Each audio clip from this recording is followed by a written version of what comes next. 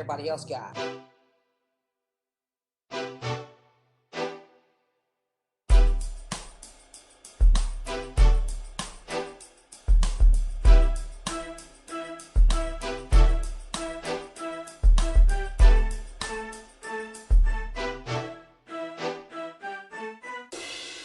They are afraid of the failure.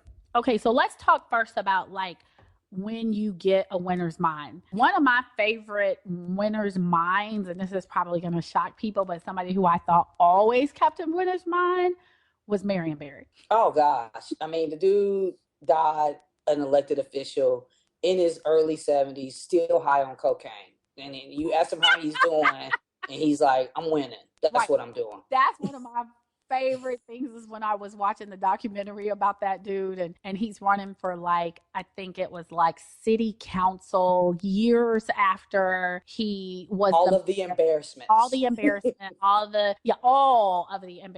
And he's running against, I think it was a woman, and they're at the like local radio station and they call in and they're like, how you doing, Mr. Mayor? And he answers with one word, winning. The genius of that interview is he's running for ward council. They address him as the mayor, and he says that he's winning.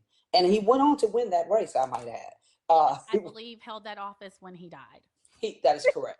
That is correct. I think that, but I do think that, winners definitely have a winning mindset, and they're always focused on what it's going to look like when they win. And it never occurs to them that they cannot win. And I think about one of my first early leadership opportunities. I was the first Black female to hold that role. I didn't even know that at the time that I got it. So I didn't know that that's something that I should be afraid of, and, that type of thing. And then when I remember, when I got the position, being pumped up my first day and finding out like everybody that, my new team was on a performance improvement plan, and we were leading the region in past dues. And I remember thinking like, okay, well, we can't do any worse, and immediately I wasn't down. I didn't think like, oh my gosh, I've been dealt a horrible hand. I just remember thinking like, our goal is we got to take baby steps and take it, one step at a time, get each person to perform a little bit better this month than they did last month. Let's get these non-performing credits to perform. And I think that's one of the big differences in a winning mindset is you immediately go to what can you do to start winning? What can you do to start getting better?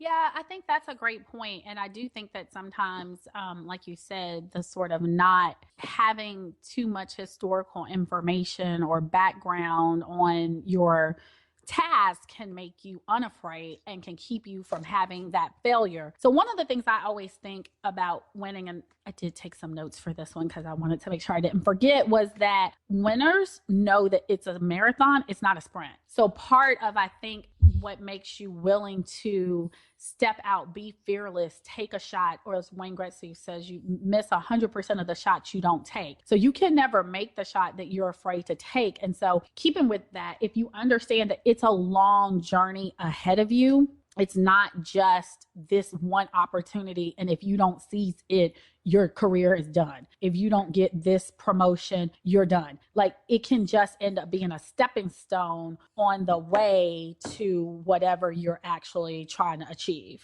Yeah. And, I had a chance about 2 years ago to hear the first female fighter pilot in the U.S. Navy. She's a real life Top Gun. Her name is Carrie Lorenz. And she said something that stuck with me that I've never forgotten. And she talked about how fear hates focus. Fear wants you to focus on the fear of what happens if you don't get this task done. And she talks about literally being in training and you're trying to land a plane on this very small landing strip in the middle of the water. And you got this $100 million aircraft and everybody's watching you. And the 10 guys in front of you have pulled up because they can't land it. And you're just like, oh my gosh, I don't want to die. I don't want to, I don't want to die. Right. That's like the basics. Right. I don't want, but did you die? I don't want to die.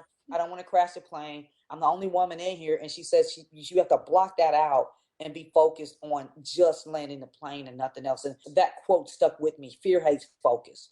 That is so funny you would say that because, I'm often asked that about, you were talking about being the first Black woman on the senior leadership team. And certainly I was like that. I didn't know when I was up for partner that I knew there had been another Black woman partner who had lateraled into the organization, but I did not understand that I was the first one sort of going to make partner ascending from the ranks. And I do think that is something that I'm always telling people. If you focus on that aspect of it, you lose focus on the actual task at hand. And so then I think that is absolutely true. Another thing I think about sort of the winner's mind is, while it's important to listen to others, and we have a whole corporate homie episode about getting your personal board of directors or squad goals, getting that together. And it's always important to seek counsel of other people. It's also important to listen to your own gut, and to know that even sometimes when there are naysayers or people who don't think that you can do something, to just go back and focus internally. And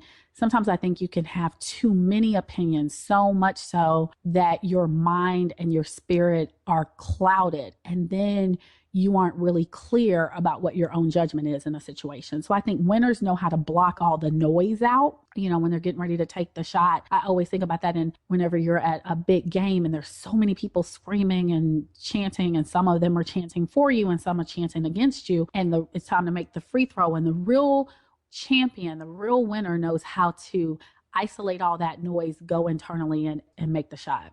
Yeah, I think the other thing is, I think about when we start talking about the winner's mindset is, I think a lot of times, I know for myself, I always think about it sometimes as being too lofty.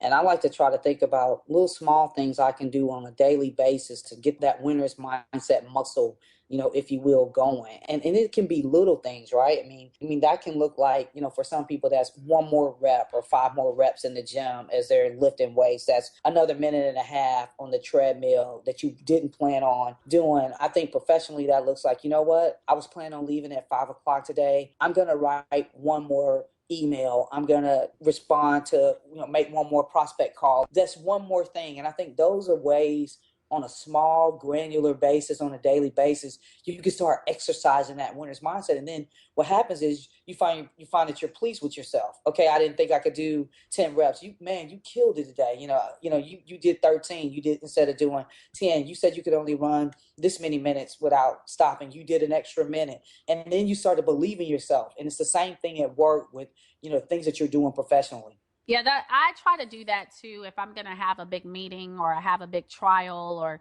something like that, something big and important at work, I guess it's sort of like in basketball, I try to hit a quick bucket up front, right? That's real close and easy for me to hit. So one of the things I like to do is when I'm having an important day is I always get a workout in that morning, because it makes me feel like, I never thought of this, so you just said it, but it makes me feel like I had a success already today, right? I got up early, I got a workout in, I ate a healthy breakfast. And so I already have points on the board, right? The day is started, there's points on the board. Now I'm ready to attack this next big task. So I never thought of myself as sort of intentionally doing that, but I actually do that. It's also why when we were kids and mom used to say, hey, if you're not feeling your best, put on nice clothes. Nice clothes. It makes you feel better. It makes you feel like you're already out here winning.